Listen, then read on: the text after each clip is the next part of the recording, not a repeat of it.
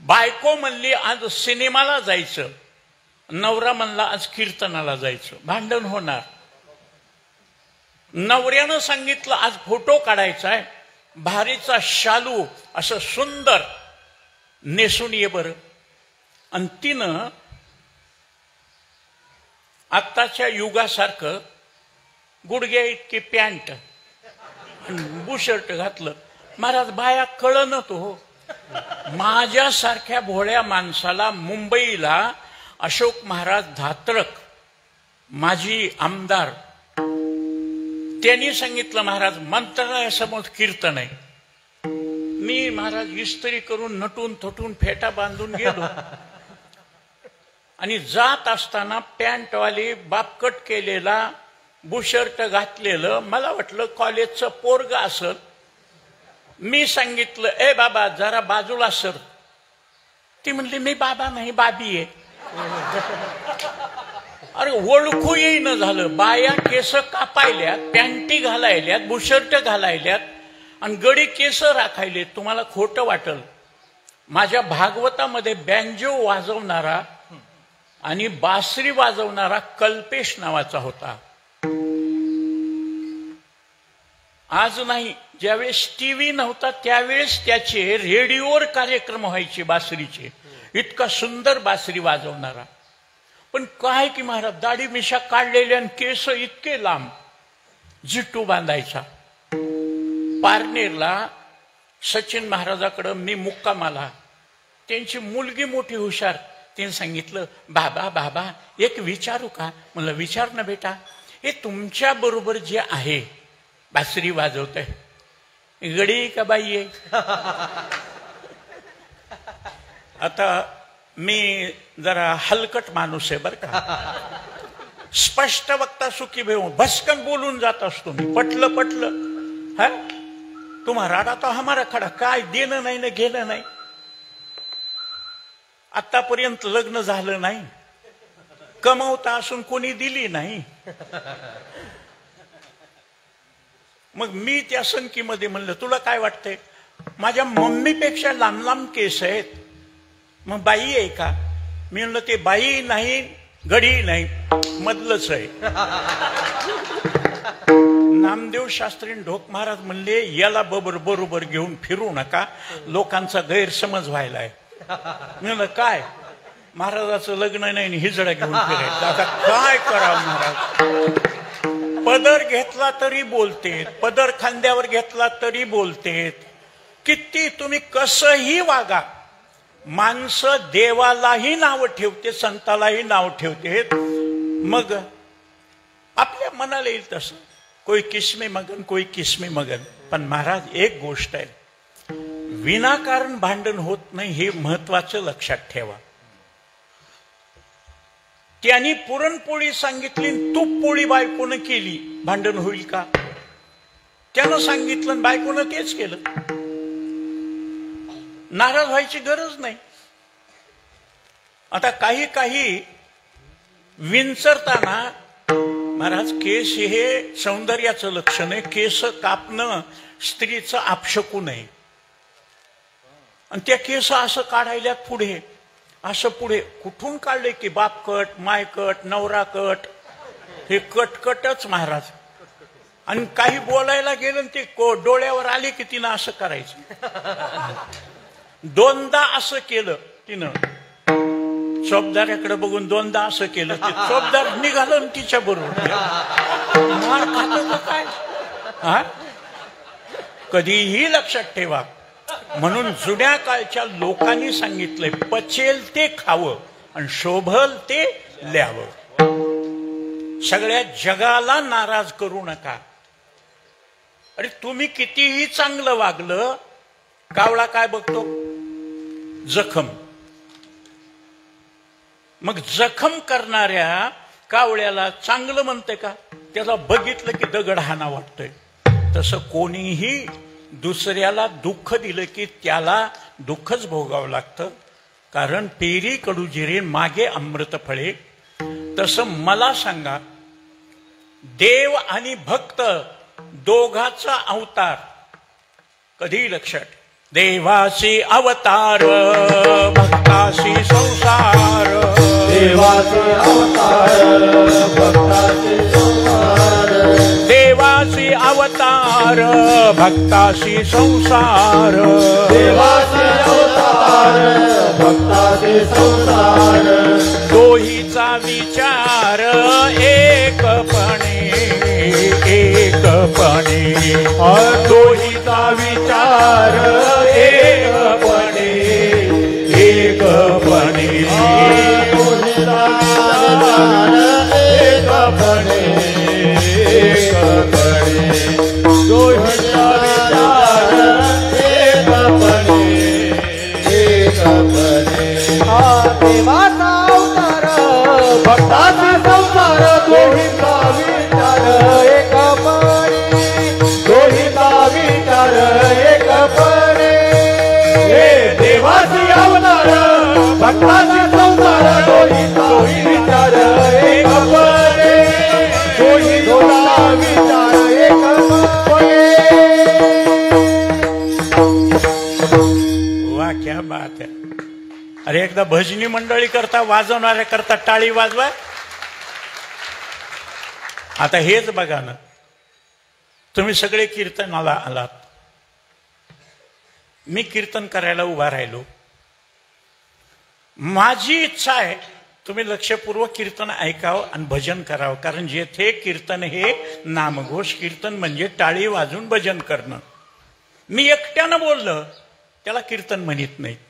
आपण सगळ्यांनी मिळून टाळी वाजवावं. टाळकऱ्यांना टाळ म्हणून शब्द आहे. टाळा टाळी लोपला नाद, अंगो अंगी मुराला छंद, मृदंग लावूनी मृदंग श्रुती टाळ घोषण सेवू ब्रह्मरस आवडीने.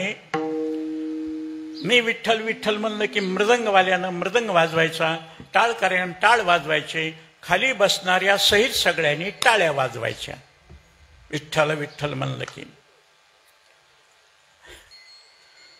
मी आपलं सांगायलो, टाळी वाजवावी गुढी उभारावी, टाळी वाजवून भजन करा. आणि सगळे माझ्याकडे बघायले, टुळू टुळू टुळू टुळू. कळालं का?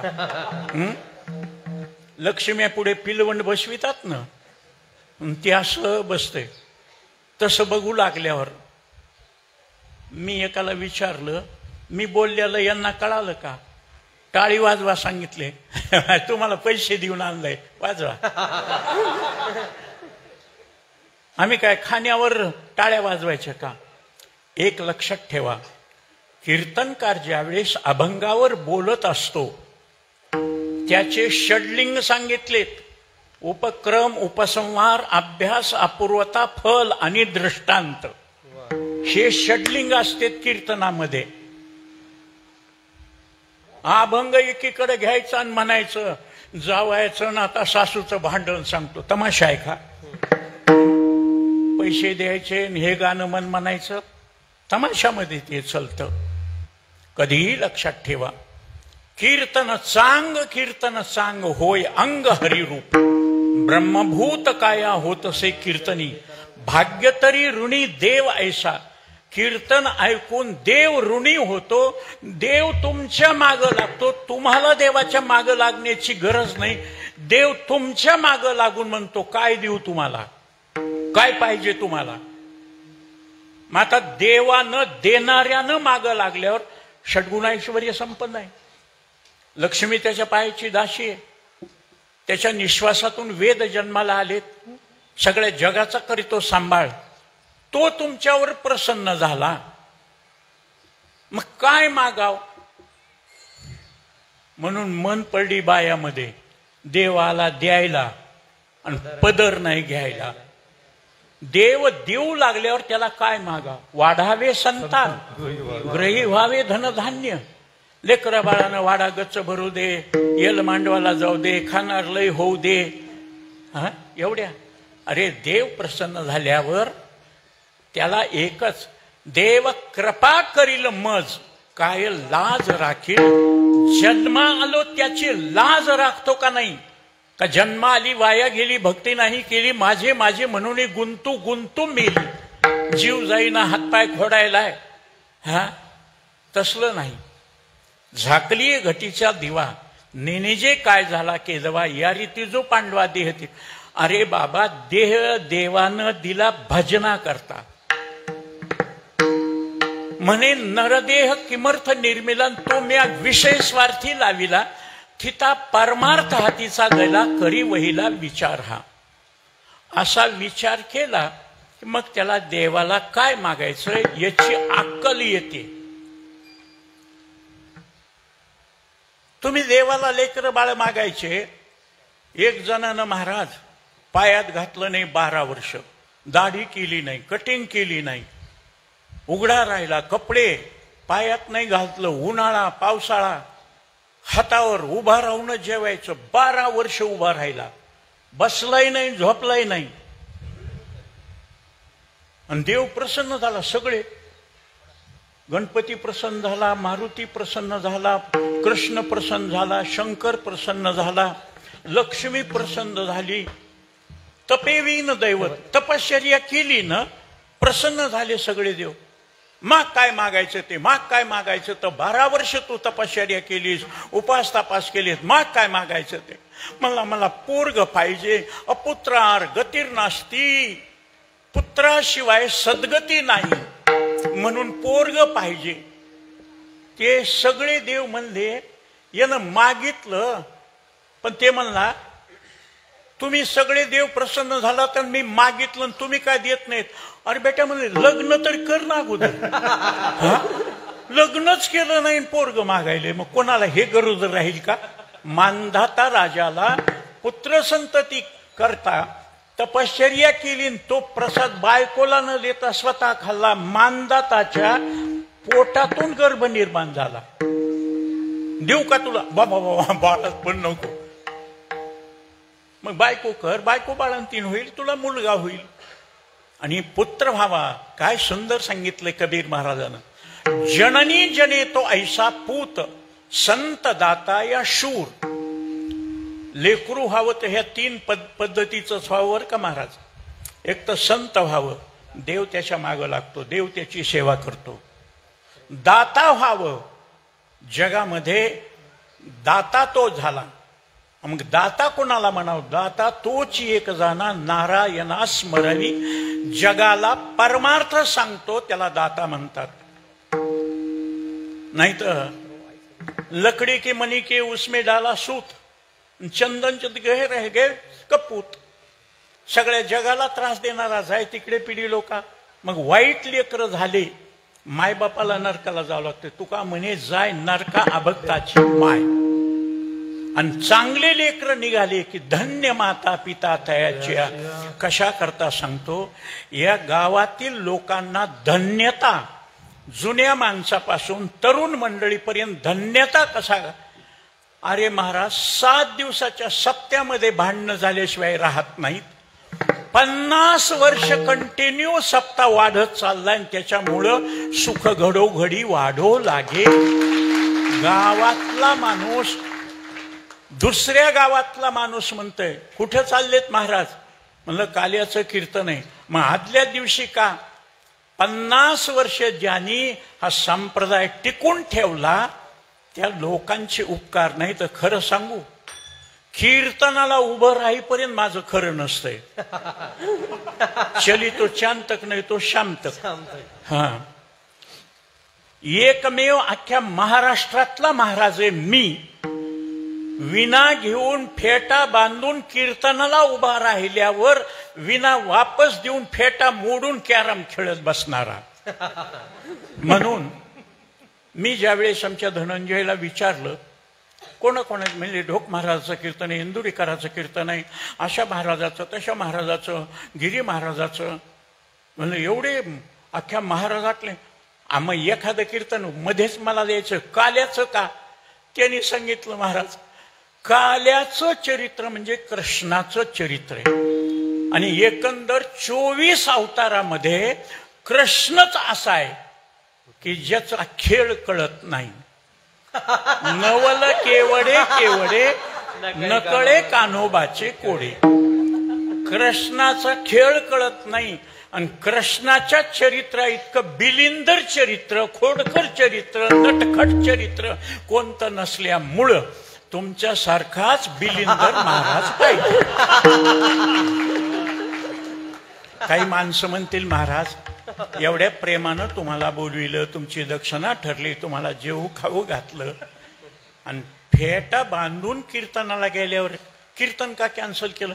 मी त्याच्यामुळं सांगितलं, ज्यांच्या इथं महाराज 4-4 महिने राहत होतो आळंदीहून आल्यावर 71-72ला,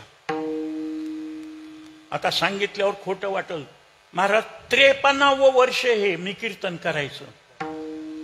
तुमचा 50 वर्षाचा सप्ताह आहे, माझं 78 वय आहे आणि 53 वर्ष झालं कीर्तन भागवताशिवाय कृष्णचरित्राशिवाय काही येत नाही. मी सगळं करून बघितलं, कुठेही मला अपयश आलं. कीर्तनामध्ये मात्र दांडेकर मामा सहित, मोठे बुवा सहित, कुरेकर बाबा सहित, ढोक महाराज, नामदेव शास्त्री सहित सगळ्यांनी शाबासकी दिली. काही लोक म्हणले बाकी याला कशाचीच अक्कल नाही, भजन येत नाही, कधी अभंग बांधला नाही, कधी टाळ घेऊन उभा राहिला नाही, कधी हरिपाठाला सुद्धा मृदंग वाजवला नाही, दुसऱ्याच्या कीर्तनात जात नाही, झोपून राहतय, टीव्ही पाहतय, याचा एवढा कसा थाट. मी सांग का, आले देवाजीच्या मनात तेथे कोण, देवाच्या मनात आलं. श्रावण महिना होता, सोमवार होता, सगळे भजनी म्हणले महाराज 4-4 महिने आमच्या इथं राहतात, करानं कीर्तन. म्हणलं सप्ताह नाही, पुण्यतिथी नाही, अन्नदान नाही, भजने नाहीत, गावातल्याच लोक मला कोण नावाजी घरचाच बुवाजी नाही, काही असलं समारंभ तर कीर्तन. जेवायला बसलो, भजनी मंडळ म्हणले महाराज आपल्या इथं 4-4 महिने राहते, करते कीर्तन, भजन उभं करा. मी आपलं जेवलो आणि ज्यांच्याकडे जेवलो, माझी आई वारल्यानंतर त्यांनी मला मरेपर्यंत जेवू घातलं, सांभाळलं. त्या बाया म्हणल्या महाराज आम्ही घोषातल्या बाया, भजनी मंडळ जाऊन दुसरीकडे कीर्तन ऐकू शकतं, आम्हाला बायाला परवानगी मिळत नाही, घरातून घर सोडून निघता येत नाही, गावात कीर्तन असलं तर ऐकायला मिळतंय, करा ना. आता ज्यांना मी आई म्हटलंय, नमातु परमदैवता, म्हणलं काय हरकत नाही, मग करतो कीर्तन, काकू करतो कीर्तन. त्या सगळ्या जेवण झालं, आम्ही कीर्तनाला फेटा बांधून निघालो, विठोबा रखुमाई भजन सुरू विनेकार्यानं. मी गेलो, दर्शन घेतलं, विना घेतला आणि त्यांनी पाया पडत असताना मला असं टोक करलं. ते जुन्या काळात टुक टुक माकड म्हणतात ना, तसं मला असं टोकरलं.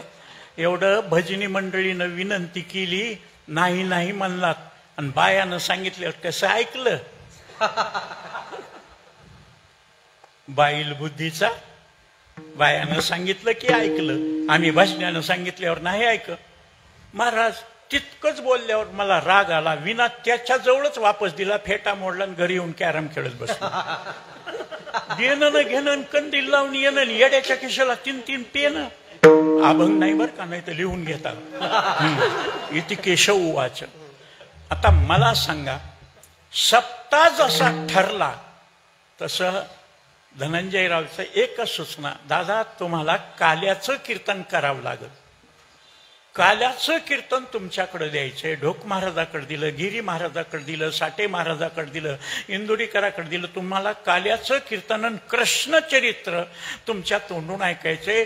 तुम्ही टीव्हीवर कृष्णलीलामृत सांगितलंय, कृष्णाचं चरित्र सांगितलंय. महाराज तुम्हाला खोटं वाटल, बैठकीला बसल्यावर कृष्णचरित्र मांडी न मोडता कलाकार बदलून मी 24 तास कृष्णचरित्र सांगतो. आणि त्या कृष्णचरित्राचे उपकार आहेत माझ्यावर. एवढ्या दुखण्यातून, एवढ्या ऍक्सिडेंटमधून, एवढ्या रोगातून, एवढ्या ऑपरेशनातून, सगळ्या संकटातून मला वाचवून सुख दिलं देवानं. ब्रेन हॅमरिंग झाली, सगळे डॉक्टर म्हणत होते वाचत नाही, पण माझ्या गुरुजीनं सांगितलं, ज्यांनी मला संस्थेचं अध्यक्ष केलं, कुरेकर बाबांना सांगितलं, केशव काळजी करू नको. जोग महाराजांच्या गादीवर असल्यामुळं माऊली तुला बोनस आयुष्य देतील महाराज.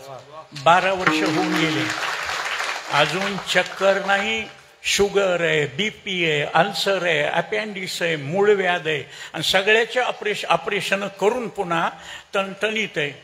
मग अशी जेवताना सांगितलं ना, आम्हाला वाटतच नाही म्हणजे तुमचं 78 वय असेल, 50-55 असेल. आता खरंच हो, दांडेकर मामांचे दुंडा महाराजाच्या समोर कीर्तन केलं. दुंडा महाराजाच्या कीर्तनात टाळ घेऊन उभा राहिलो. भानुदास महाराज त्यांचे चिरंजीव, त्यांनी माझ्या समोर कीर्तन केलं, मी त्यांच्या समोर कीर्तन केलं. चैतन्य महाराज त्यांनी माझ्या समोर कीर्तन केलं, मी त्यांच्या समोर कीर्तन केलं. मग आता 3 पिढ्याला एक महाराज पुरायलाय, किती देवानं सांभाळावं आणखी. सकळ जीवाचा करीतो सांभाळ, तुझं मोकलील ऐसे नाही. नुसतं जगवणं महत्वाचं नाही, ऐका, समाधान देऊन जगतो, जगवितो, घेतो आणि देतो. मग महाराज त्या कृष्णाच्या चरित्रामध्ये असं काय आहे की जे कृष्ण चरित्र चिंतन केलं, उच्चार केला की जगात जे कोणाला मिळत नाही ते समाधान मिळतं.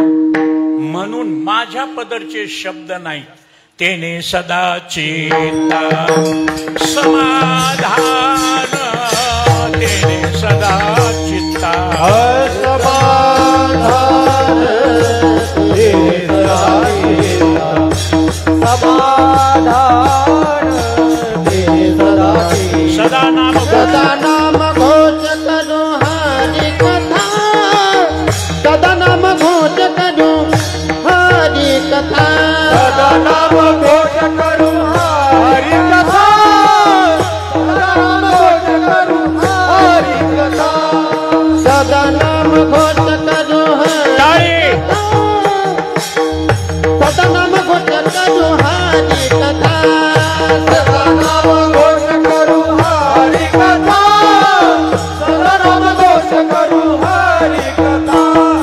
तेने सदा चित्ता समाधान, तेने सदा चित्ता समाधान, तेरे सदा चित्ता समाधान, तेरे सदा चित्ता समाधान, तेने सदा चित्ता समाधान. सर्व सुख लालो सर्व आलंकार, सर्व सुख लालो सर्व आलंकार, सर्व सुख लालो सर्व आलंकार, सर्व सुख लालो सर्व आलंकार, सर्व सुख लालो सर्व अलंकार, सर्व सुख लालो सर्व अलंकार, सर्व सुख लालो अलंकार, सर्व सुख लालो सर्व अलंकार, सर्व अलंकार.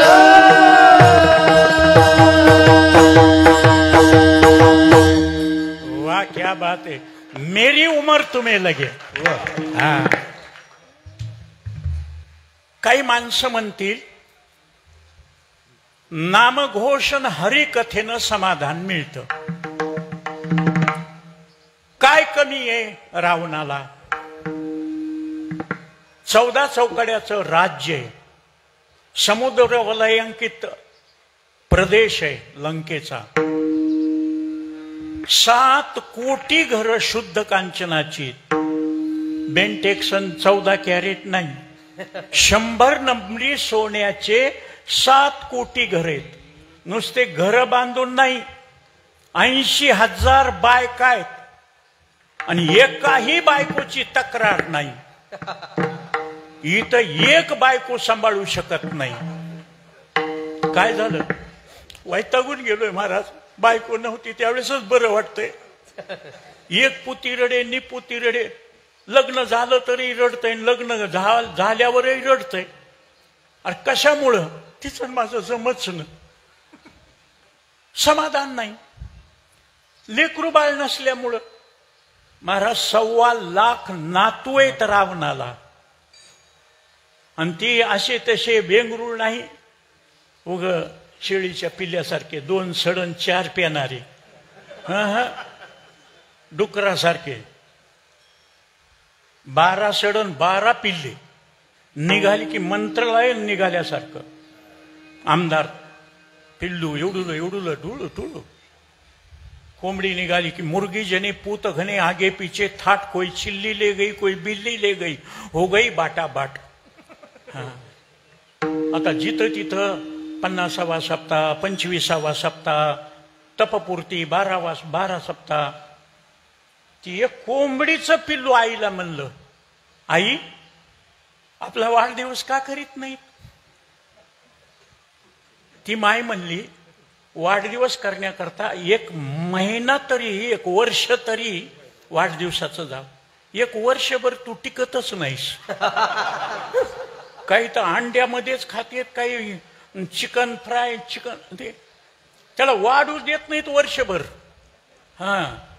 मग आता त्यांनी कशाला विचार करावा? पण ते काय हौस असती. मग विचार करा, सिंहासारखे इंद्राला धरून आणण्यासारखे पराक्रमी लेकर, मेघनाथ, इंद्रजीत. बर सासरा येळा गाबाळा नाही, संपूर्ण पृथ्वीला धारण करणारा शेष, त्याची मुलगी सुलोचना, त्या इंद्रजिताला एवढं मोठं खानदान. त्या रावणाला समाधान नाही. 4 वेदाचा ज्ञाता रावण. आणि तुम्हाला कल्पना नसेल, वेद 4 असून सुद्धा माझ्या ज्ञानराज माऊलीनं 3च वेदाचा उच्चार केलाय. रघु यजु सामो तो मी म्हणे आत्मा रामो. वेद त्रयाच्या सांगडी, ऋग्वेद, यजुर्वेद, सामवेद आणि अथर्ववेद 4 वेद असताना 3च वेदाचं वर्णन का केलं? 4थ्या वेदामध्ये, अथर्व वेदामध्ये जारण, मारण, उच्चाटन, वशीकरण, संमोहन, भानामती, केगामती, मूठ, शिटूक हे असले मंत्र होते. मोघाशा, मोघ कर्माणू, मोघ ज्ञाना. आणि खरं सांगू, खरं बोलण्यापेक्षा खोटं बोलण्याला जास्त अक्कल लागते बरं का. म्हणून खरा वागणारा वकील धंदा चलत नाही. 12 खून करून उत्तमराव 12 हत्ये मानवाचा निर्दोष सोडला. मग वकिलाला किती पैसे द्यावे लागतील? आपल्या उज्ज्वल निकमनं पैसे दिले आणि गुन्हेगार सोडवले. म्हणून निवडणुकीला उभा राहिल्यावर सुद्धा इतका हुशार असून पडला. तुम्हाला वाटतं का शहाण्याची निवडणुकी येते? आणि पडलं म्हणजे त्याची किंमत कमी होती असं नाही महाराज. पण पडाव कोणाच्या हाताने हे कळलं पाहिजे.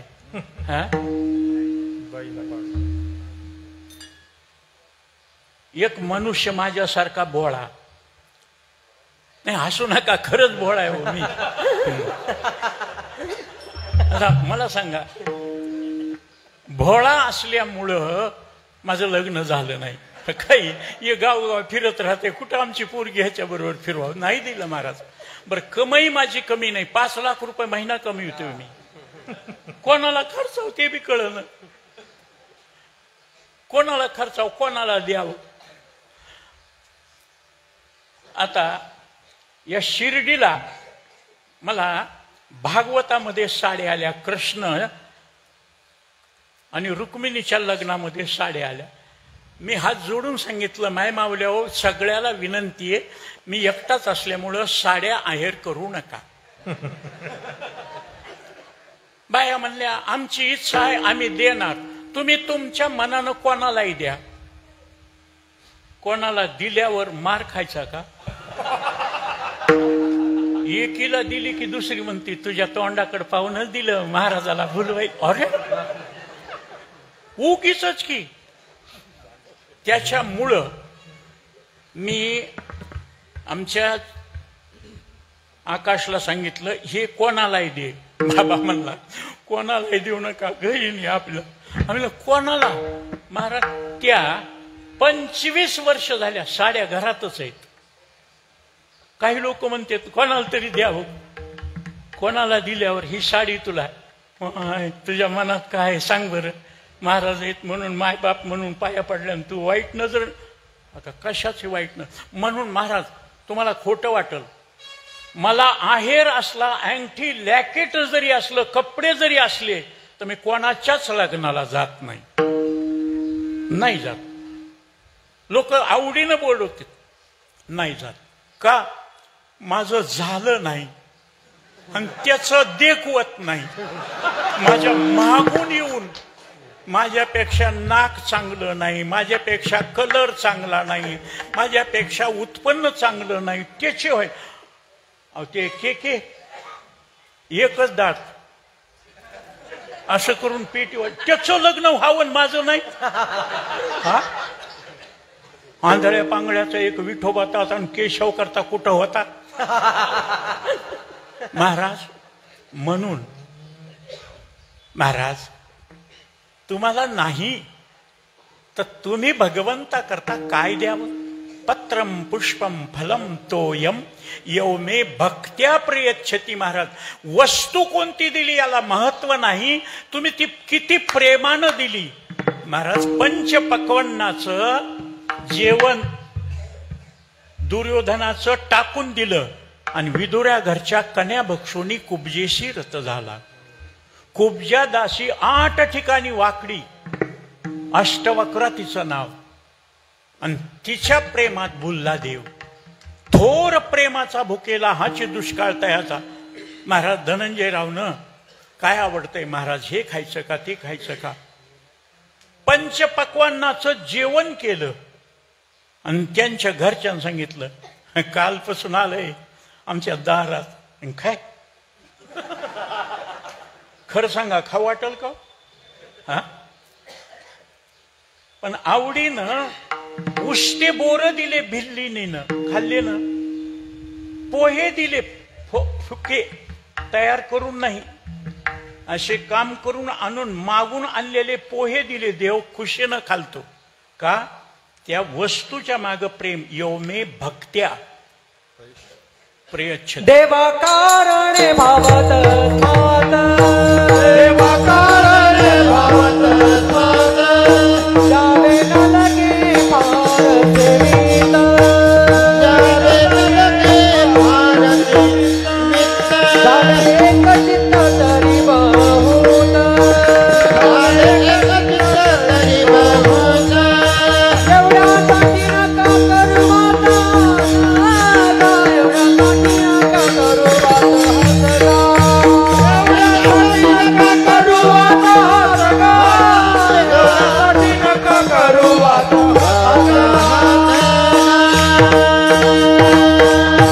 वाह, क्या बात है. देवा कारणे भाव तस्मात, भाव बळे आकळे एरवी ना कळे. तुम्ही पैसे देताल तर धनाची मालकीन लक्ष्मी त्याच्या पायाची दाशी आहे. तुम्ही ज्ञान सांगताल तर ज्ञान त्याच्या निश्वासातून वेद जन्मलेत. वेदायक ज्ञान कोणालाच नाही जगात. मग इतकं सगळं असून सुद्धा तो फक्त त्याला एक मिळत नाही, प्रेम मिळत नाही, भाव मिळत नाही, भक्ती मिळत नाही. म्हणून महाराज तसं रावणाजवळ सगळं असून शंकराचा मानसपुत्र आत्मलिंगन जगदंबा दिली होती, त्या रावणाला समाधान नाही. धनाचा मालक कुबेर, देह हे काळाचे, धन कुबेरासारखं धन जगात कोणाला नाही, त्या कुबेराला समाधान नाही. वेदाचं ज्ञान आहे व्यासांना. ज्ञानराज माऊली सुद्धा म्हणतात, व्यासोच्छिष्ट जगत्रय. जगामध्ये जितकं ज्ञान आहे इतकं, आज म्हणतात ना, पहिल्या काळात कॅमेरा असायचा आणि त्याचं नावच कॅमेरा. फोटो निघलतो 13, त्या फोटोमध्ये तुमचा फोटो निघतो, ते माणूस असं बघतोय. ते गेलं, ते फोटोग्राफरनं फोटो काढायचा, त्याचा फोटो यायचा नाही, त्यानं दुसऱ्याचा काढायचा. आता मोबाईल निघाला आणि त्याच्यात काय म्हणते त्याला, सेल्फी. माणसासहित असं बघायचं असं आणि फुटून निघतंय, आपला आपला निघतंय. स्टडी स्माइल प्लीज म्हणायची गरजच नाही, बटन दाबा म्हणायची, आपल्या हातातच सगळं. महाराज इतकं जरी ठेवलंय, समाधान मिळालंय का? बंगला बांधला, झोप लागत नाही, गोळ्या घ्यावं लागायल्यात. हा, अन्न पचत नाही. अन्न मिळत नव्हतं त्यावेळेस पचत होतं, आता अन्न मिळायलंय, पचन झालंय, त्याला गोळ्या घ्यावं लागायल्यात. गोळ्या घेतल्या तर बरं आहे, नाहीतर पहाटच महाराज ती अन्न अलाराम देते, ढुस फुस पुर्र. हा, म्हणून शब्द आहे अन्न तारी अन्न मारी अन्न नाना विकार करी यदन्नम भक्षे नित्यम भवे तादृशी मती. मग अन्न नव्हतं मिळालं, अन्न पचत नाही. घर नव्हतं, घर मिळालं, पचत नाही. महाराज कशावर अवलंबून आहे समाधान? व्यास महर्षीकडे ज्ञान आहे, वेदाचे अंग उपांग केले त्यांनी.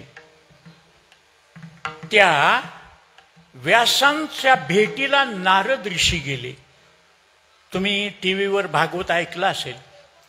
नारद ऋषी अखंड खंडेना जीवन रामकृष्ण नारायण एकटे जरी असले तरी नारद ऋषी हातामध्ये चिपुड्या, ब्रह्मविदा पायामध्ये खडाव आणि अखंड मुखी नाम नारायण नारायण श्रीमन्नारायण नारायण नारायण.